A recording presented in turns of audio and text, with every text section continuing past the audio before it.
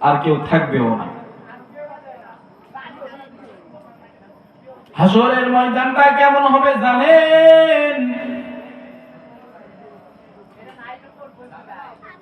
আল্লাহর নবী সাল্লাল্লাহু আলাইহি ওয়াসাল্লাম সাহাবায়ে কেরামদেরকে ডেকে বলেন, ও সাহাবায়ে কেরামরা শোনো, হাসরের ময়দানটা কি, কিয়ামতের ময়দানটা কি তোমরা কি জানো?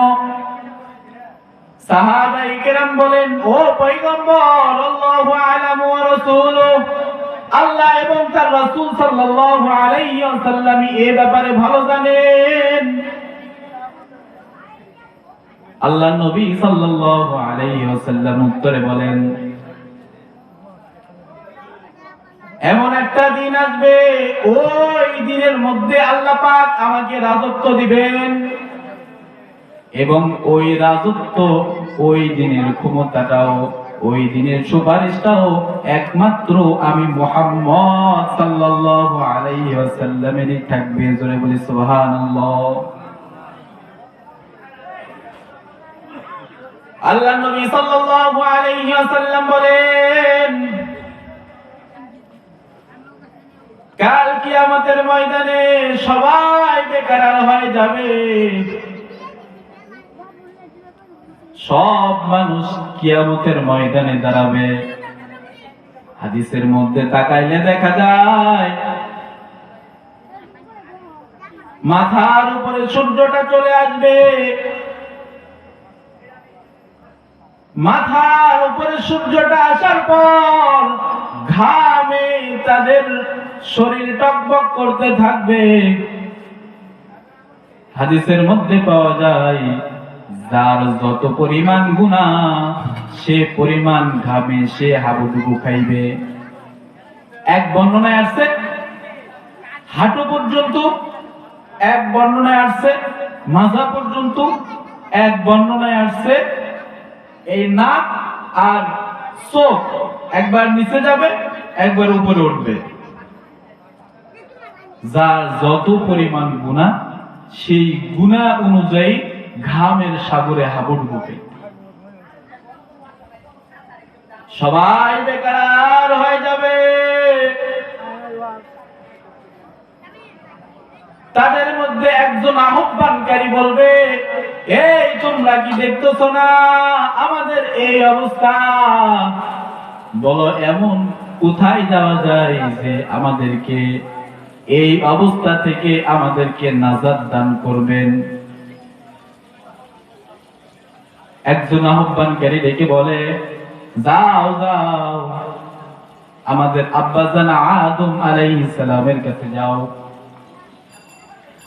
আদম পয়গম্বরের কাছে সব উম্মত চলে যাবে। পৃথিবীর শুরু থেকে কিয়ামত পর্যন্ত যত মানুষ, যত আদম সন্তান দুনিয়াতে আসছিল, সব আদম সন্তান চলে যাবে আদম আলাইহিস সালামের কাছে। আদম পয়গম্বরকে ডেকে বলবেন, ও আদম, আপনি তো আমাদের আব্বাজান, আপনি তো দুনিয়ার মধ্যে সর্বপ্রথম মানুষ। আল্লাহ পাক আপনাকে আপনার দেহের মধ্যে রূহ ফুঁকে দিয়েছেন। আল্লাহ পাক আপনাকে আপনার দেহের মধ্যে রূহ ফুঁকে দিয়েছেন এবং সর্বপ্রথম আল্লাহ পাক আপনাকেই দুনিয়া আবাদ করার জন্য সর্বপ্রথম মানুষ হিসেবে দুনিয়ায় পাঠাইছেন। শুধু তাই না, আপনি ওই পৃথিবী শুরু থেকে শেষ লগ্ন পর্যন্ত যত মানুষ আসবে সবার আপনি আব্বা। ও আব্বা জান, আপনি কি দেখতেছেন না আপনার সন্তানরা এই কিয়ামতের ময়দানে কি ভয়াবহ অবস্থার মধ্যে সময় কাটাচ্ছে? ও আব্বা, আপনি কি দেখতেছেন না এই কিয়ামতের ময়দানে আপনার সন্তানরা কিভাবে এই ভয়ঙ্কর অবস্থা পার করতেছে? আদম পয়গম্বর বলবেন, হ্যাঁ ঠিক আছে, আমি আল্লাহ পাকের সর্বপ্রথম নবী, এবং সর্বপ্রথম আল্লাহ পাক আমাকে পাঠিয়েছেন দুনিয়া আবাদ করার জন্য। আল্লাহ পাক আমাকে সৃষ্টি করেছেন, কিন্তু আমি এমন একটা কাজ করেছিলাম যার কারণে আমি দুনিয়াতে চলে আসছি, এবং কান্না করতে করতে আমি আমার তওবা কবুল করে নিচ্ছি। এক পর্যায়ে সেই কাজটা হলো, আল্লাহ পাক আমাকে বলেছিলেন, ও আদম, ওই গাছের ফল খাবা না এবং কাছেও যাবা না। আল্লাহ পাকের এই হুকুমটা আমার মানতে অন্যরকম হয়েছিল। আল্লাহ পাকের এই আদেশটা মানতে আমার অন্যরকম হয়েছিল। এজন্য আমি এই ময়দানে আল্লাহ পাক যদি আমাকে ডেকে বলে, আদম, তোমাকে আমি বলেছিলাম ওই গাছের নিকট যেও না, কিন্তু গিয়েছিলা কেন আর ফল খাইছিলা কেন? গিয়ে যদি আল্লাহ পাক আমাকে এই ময়দানে যদি বলে, কেন আমার হুকুম অন্যরকম হয়েছিল, বলো, হিসাব দাও, আমি আদম কিভাবে আল্লাহ পাকের জবাবের উত্তর দিব? আল্লাহ পাকের জবাবের উত্তর কি দিব? কাজে নফসি নফসি নফসি, আমি আমার নফসকে কিভাবে বাঁচাবো? আমি তো এটাই জানি না। আদম পয়গম্বর বলবেন, আল্লাহর সঙ্গে কথা তো দূরে থাকলো, আল্লাহর সামনে যাওয়ার কারো ক্ষমতা নাই। কারণ এই কিয়ামতের ময়দানে আল্লাহ পাক এমন রাগান্বিত হয়ে থাকবেন, এই রাগান্বিত আগে কখনো হলো নাই, আর কিয়ামতের ময়দানের পর আর এরকম রাগ জীবনেও হবেন না। তাহলে চিন্তা করেন আল্লাহ পাক কত পরিমাণ রাগ নিয়ে থাকবেন। এই ফিকিরটা, এই চিন্তাটা, এই কথাটা প্রতিনিয়ত ভাববেন। কিয়ামতের ময়দানে আল্লাহ পাক এত পরিমাণ রাগ হয়ে থাকবেন যে একজন নবী, আল্লাহ পাক তাকে দুনিয়াতে তার নবী হিসেবে পাঠিয়েছেন, ওই নবীও আল্লাহর সামনে কথা বলতে ভয় পাবেন। ওই নবীও কথা বলতে ভয় পাবেন। আদম পয়গম্বর বলবেন, আমার দ্বারাই সম্ভব না, যাও অন্য পয়গম্বরের কাছে যাও, মুসা আলাইহিস সালামের কাছে যাও। মুসা পয়গম্বরের কাছে সব মানুষ চলে যাবেন, গিয়ে বলবেন, ও পয়গম্বর,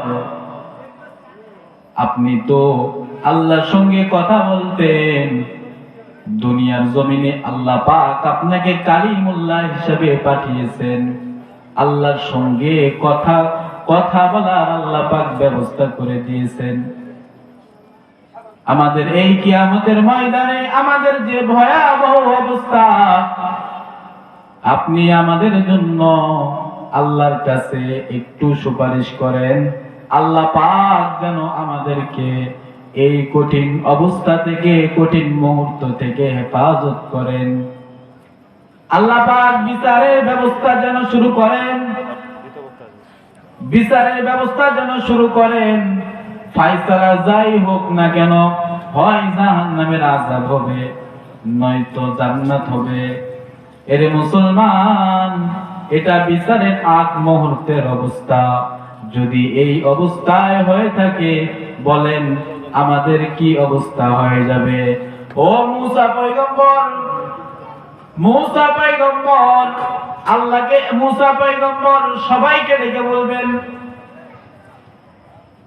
আল্লাহ এমন রাগ হয়ে আছেন, এই রাগ আগে কখনো হন নাই এবং পূর্বেও হবেন না। আল্লাহর সামনে আমি মুসা তো কথা বলার সাহস নেই, কারণ দুনিয়ার জমিনে আমি মুসা আমার আঘাতের কারণে আমি আল্লাহর একজন বান্দাকে টাচ করেছি, টাচ করার কারণে বান্দা মৃত্যুবরণ করেছে। মুসা আলাইহিস সালাম একজনকে শুধু টাচ করছেন, সঙ্গে সঙ্গে মারা গেছে। তো উলামায়ে কেরামগণ সবার একমত যে মুসা আলাইহিস সালামের এটা অপরাধ ছিল না, কারণ যে ব্যক্তিটি মারা গেছে ওই ব্যক্তিটি একজন খোদাদ্রোহী, ইসলাম দ্রোহী, ইসলামের বিরোধী ছিল, বেঈমান কাফের ছিল, ইসলামের শত্রু ছিল। এজন্য মুসা আলাইহিস সালামের এটা ভুল ছিল না। মুসা পয়গম্বর আল্লাহকে ডেকে বলবেন, আল্লাহর যে অবস্থা, মুসা পয়গম্বর সব মানুষদের উদ্দেশ্যে বলবেন, আজকে যদি আল্লাহ আমাকে বলেন, ও মুসা বলো আমার ওই বান্দাকে তুমি কেন হত্যা করেছিলা, আমি আল্লাহর কাছে কি জবাব দিব এটা নিয়ে তো আমি চিন্তিত আছি। নাফসি নাফসি